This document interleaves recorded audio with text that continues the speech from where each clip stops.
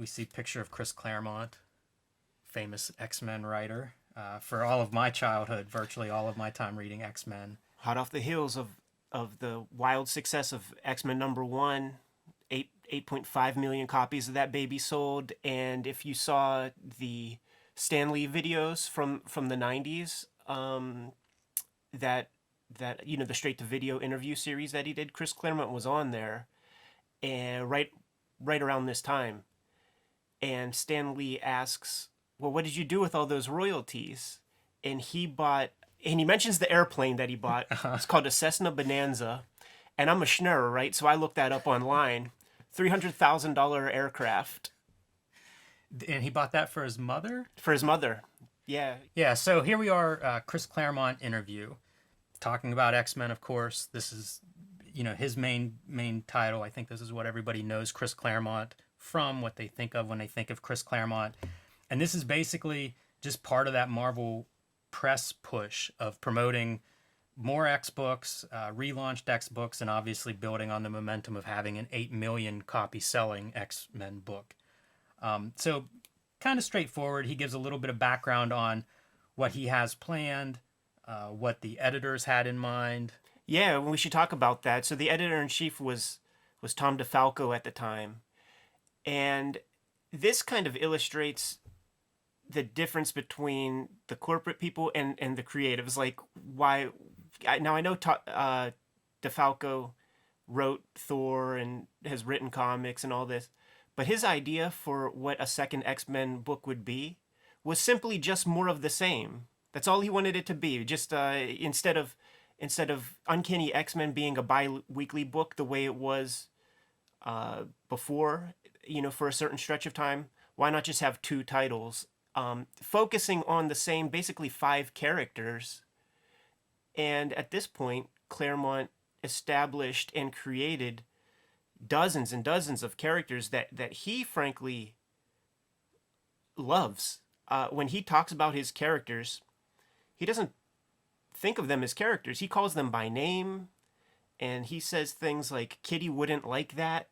He's really invested in the material that he created. And thankfully, like his idea sort of won out, at least at the beginning. Yeah, and it's worth noting at the same time of this X-Men launch, Superman was publishing, I think, 4 titles, and they really were treated like almost like a weekly. They were coordinated in a very detailed manner where the writers and editors would plot out sometimes a year or more of story, and then each book was responsible for X amount of that story. Right. Yeah. So I'm sure Tom DeFalco is looking around at the competition, and it's like that seems like a viable method to create multiple books within the same family.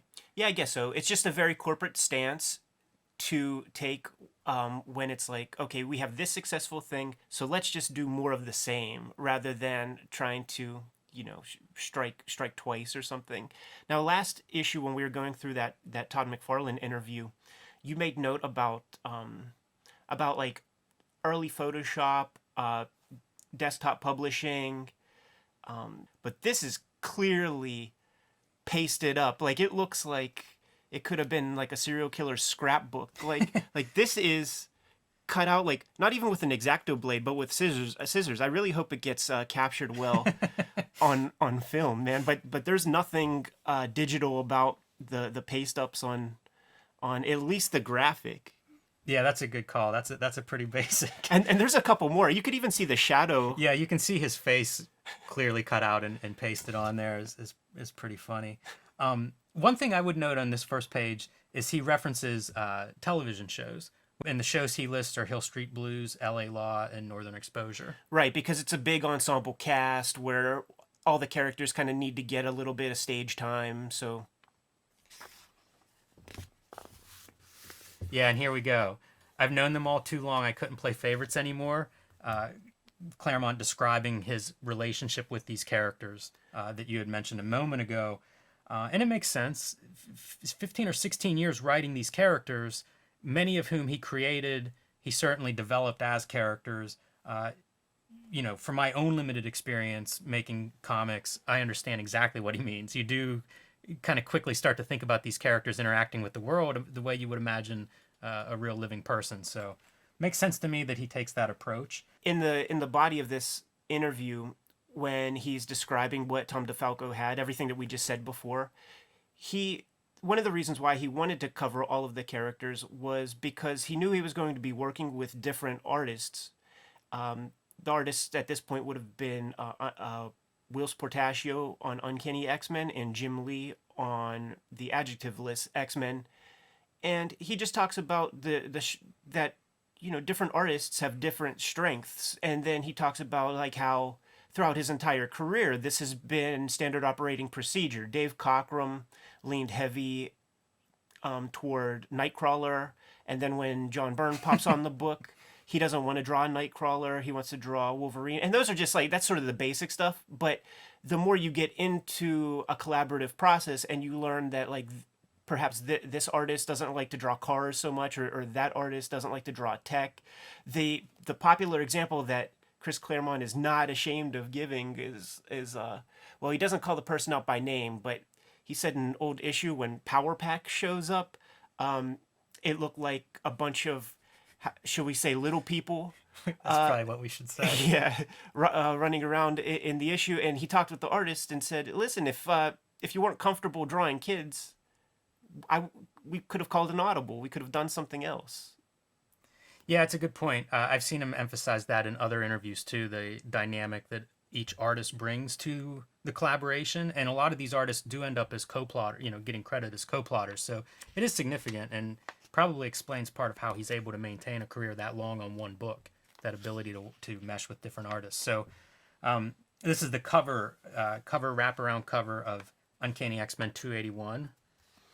Yeah, just want to show off. There's a color version of that from the actual issue, and there's it's drawn by Whilce Portacio, and there he is using those. There's Iceman using his powers in the way that you like. Yeah, I do like that.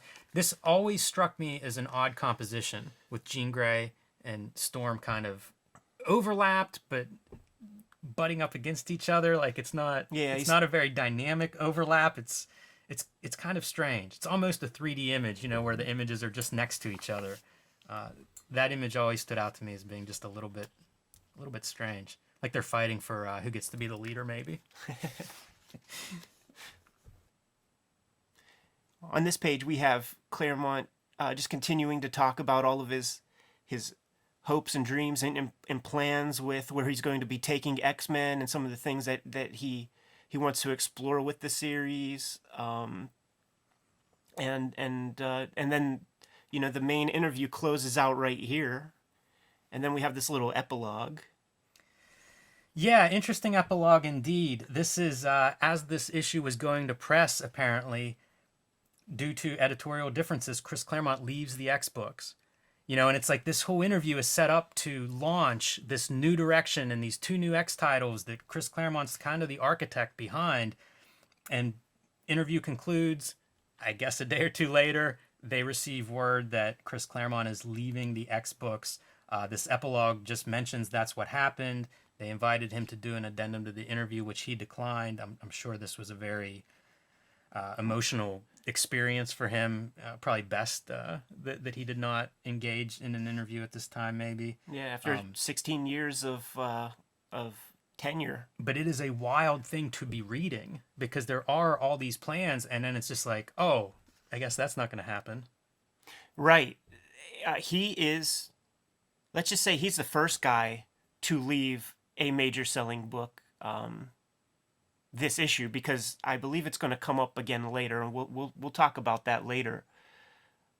Whenever he left the comics, I quit reading X-Men probably 2 or 3 issues later. I didn't stick through all of Jim Lee's run.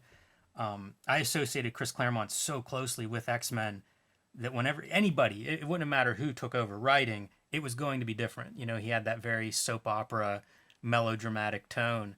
And when that left, it just felt dramatically different. Yeah, the change in quality was pretty much instantaneous, and many of us, we kept just through inertia of month in, month out, sometimes week in, week out, buying the new X-Men comics. We sort of kept it up for a little bit there, but that That would be what I would call the methadone stage, where you're just slowly weaning off until you can, cold turkey be done with it.